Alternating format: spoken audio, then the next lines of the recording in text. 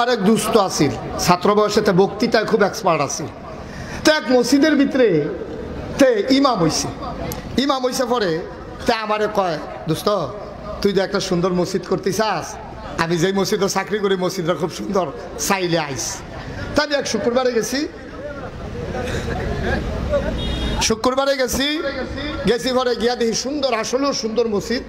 তে হইল ইমাম, গিয়া দেখলাম আমাদের দেশে জমার আগে হুজুররা বাংলা আলোচনা করে না, কি করে না, গিয়ে দিতে আর আলোচনা করে না, খুতবা দিয়ে নামাজ পড়া লাইছে।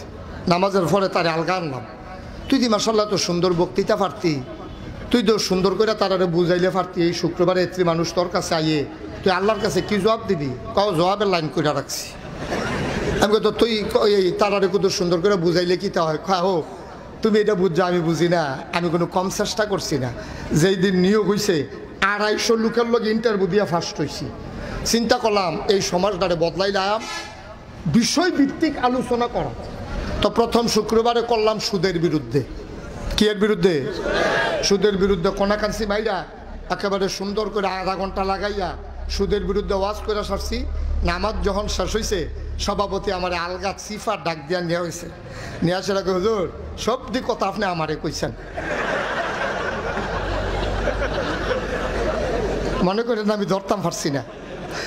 অবশ্যই আপনারা কেউ কইয়া দিছে আমি যে খাই, আর নইলে আপনার নতুন মানুষ, আপনি কোনো জানেন না এর কথা রাখেন। হ্যাঁ অবশ্যই কারা কইয়া দিছে নামটা কোন?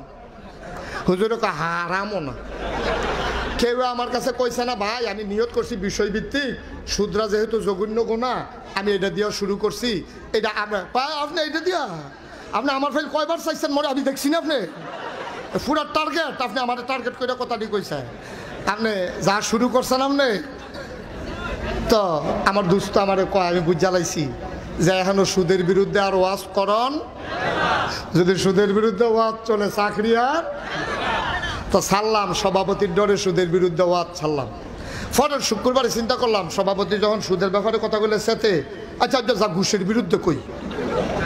পরের শুক্রবারে কইলাম কোনাকান্সি মাইরা ঘুষের বিরুদ্ধে কইয়া সারছি। পরে এই নামাজও শেষ হয়েছে, দোয়া শেষ হয়েছে, আমি রুমো বইয়া ভাত খাইতে আছি, সেক্রেটারি ঢুকছে রুমো।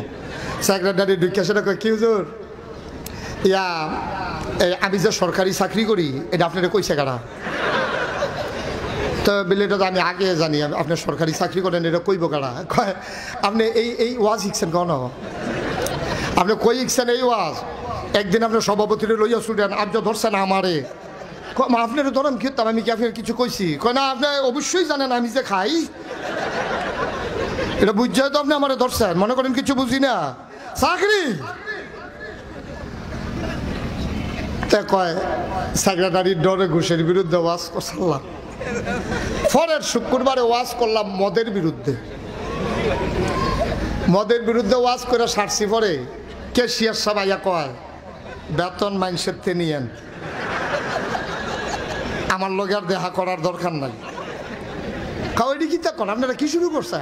কাউ শুরু কি দেখছে?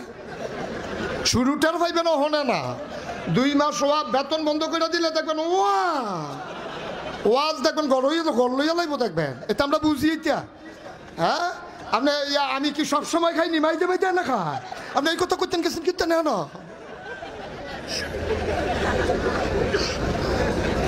নাউজুবিল্লাহ কয় না তো।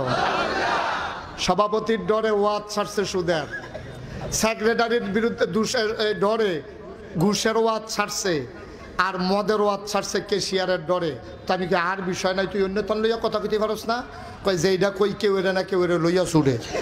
এর লাগিয়া চিন্তা করছি আর ওয়াজ লাগতো না, যা ফোতানের আরবিতে ফোতাই লাই, ধরতেও পারে না।